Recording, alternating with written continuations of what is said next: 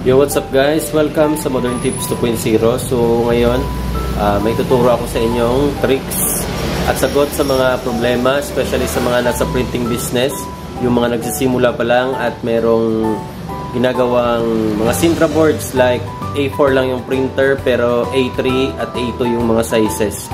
At nagkakaproblema sila pagdating sa pag-change ng color, yung pangalawang page medyo light or something like that. So ngayon ituturo ko sa inyo kung ano ang pwede natin gawin para ma-solve natin yan at hindi natin kailangan bumili ng A3 printer, lalo na kung wala pa tayong pera dahil medyo taas talaga or malaki talaga ang presyo ng printer na yon. So tuturuan ko kayo ng idea para hindi kayo magka-error or magsayang ng mga vinyl stickers para sa pag-print ng inyong A3 sizes gamit ang A4 na printer. So tara na!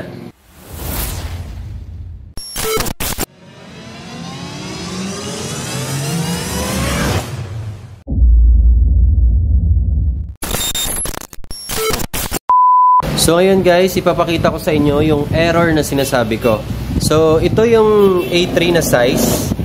A3 yan, pero may error yan guys. So kung nakikita ninyo, yung pang upper part, medyo dark siya. Pagdating doon sa gitna, medyo light. So yan yung pag-change ng color. Ibig sabihin, pag ganyan, nahahalata talaga na dugtong method yung ginagamit. So ito yung sample ng isa na tama naman yung color, kaso medyo pangit lang yung pagkadikit. Pero ito talaga yung dapat nating makuha. So like this, kung nakikita ninyo, ayan, walang problema sa color. Tama yung color. Ayan, tama. Walang problema sa color.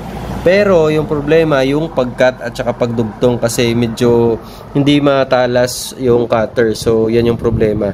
So ngayon, from dito na problem or error, gagawin nating ganito. So simple lang yan guys. So no need no need na natin mag-isip or magbili ng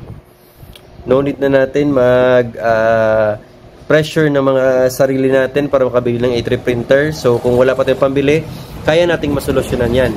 So ito, tsaka ituturo ko na din kung paano yung pag-print na no need ng Photoshop, no need ng cut ng Photoshop. So ituturo ko sa inyo. Yo, what's up guys? So andito na tayo. Tingnan na lang natin mabuti yung screen at ituturo ko sa inyo ang unang gagawin.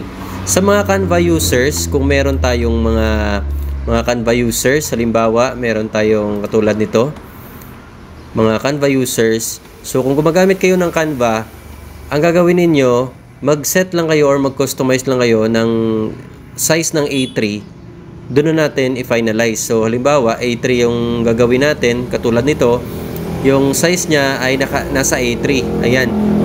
29.7 width and 42 cm na height. So A3 yan. So ginagawa ko dyan, pag nag-download tayo, direkta na yan. Pag click ng download, select lang natin yung kung anong i-download natin. Halimbawa ito, yung page 2. Tapos, wag natin i-PNG. Direkta natin dito sa PDF standard. Ayan. Yan yung gagawin natin. So, download na natin yan. Halimbawa, na-download na natin, punta na tayo agad dun sa ating downloads. So, ang gagawin natin guys, pag may ginagawa tayo, kung naka-picture na siya, or halimbawa, nag-edit kayo sa Photoshop, pwede niyo siyang i-save as PDF. Yan yung ang advice ko sa inyo. Gawin lang natin siyang PDF. Halimbawa ito, naka A3 size to. So, kahit nasa Word yan, gawin nating PDF para mas madali at hindi natin magalaw. So, halimbawa, nandiyan na tayo sa PDF, i-click lang natin yung Ctrl P, lalabas yung print. Tapos, select lang natin yung printer. Halimbawa, ito yung gamit ko. Pwedeng Epson L120 series, pwede ding L110 na driver, at syempre, yung ginagamit ko dito is yung Epson L5290 series copy 1. Yan yung ginagawa ko. So, kung nakikita ninyo sa screen guys, ayan, yung ano natin, naka-short yung paper. So, since A4 yung gagamitin natin na vinyl sticker, gagawin natin yung A4. So, punta tayo sa properties, palitan muna natin ng A4 yan. Tapos, select natin yung Epson matte dahil matte yung vinyl sticker na gagamitin ko at i-select natin as high. So, yan lang muna gagawin natin. Kung na-notice ninyo, yung A3 natin, nasa buong A4 na. So, ang kalalabasan yan, pag nag-print tayo, yung A3 nasa isang A4 buo. So, hindi yan ang dapat natin gawin. Yung gagawin natin, i-click natin tong poster. Ayan, poster, kung nakikita ninyo, naka-divide siya into 4. So, ang gagawin natin, dahil A3 to, dalawang A4 ang gagawin natin. So, dito sa poster, gawin natin tong yung 100%, gawin natin 90. Tapos, i-click lang natin tong overlap. At, wag na natin galawin. Kung na-notice ninyo guys, ayan na yung size niya. So, ayan siya. Kung gusto nating ma-reach yung parang maliit lang yung border niya, napakaliit lang para mas ma-maximize natin yung A3 na size, pwede natin itong gawin hanggang 97. So, sa akin, yung ginagawa ko, 96 lang. So, 6 lang yung ilalagay ko dyan.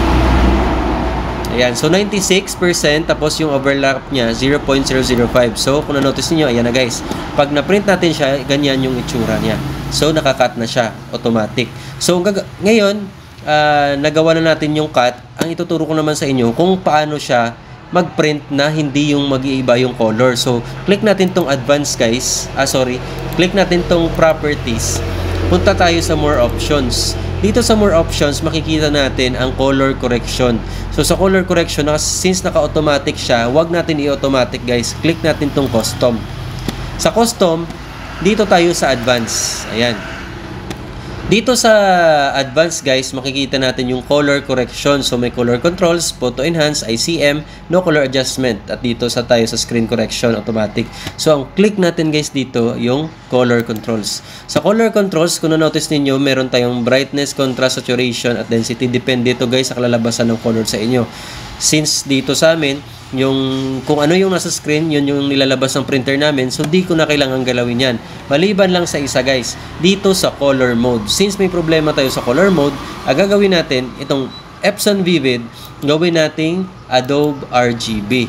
At yung gamma niya guys, 2.2 lang. Huwag nating galawin yan, 2.2 lang. So, i-okay na natin yan. Once okay na yan guys, i-click na natin yung print. Ayan. So, pag nag-print na yan guys, 100% tama yung color guys. Walang problema. Sa dami na nang nagawa kong solution dito dahil ilang beses ko na rin nag-encounter ng ganito, yan lang yung 100% na naka-perfect ng color niya.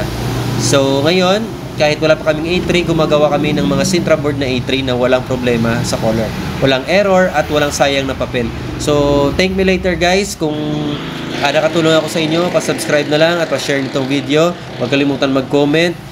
Thank you very much. For more videos, mag-subscribe lang kayo at mag-abang ng mga bagong content natin. So, good luck sa business, especially sa printing. Maraming salamat sa panonood.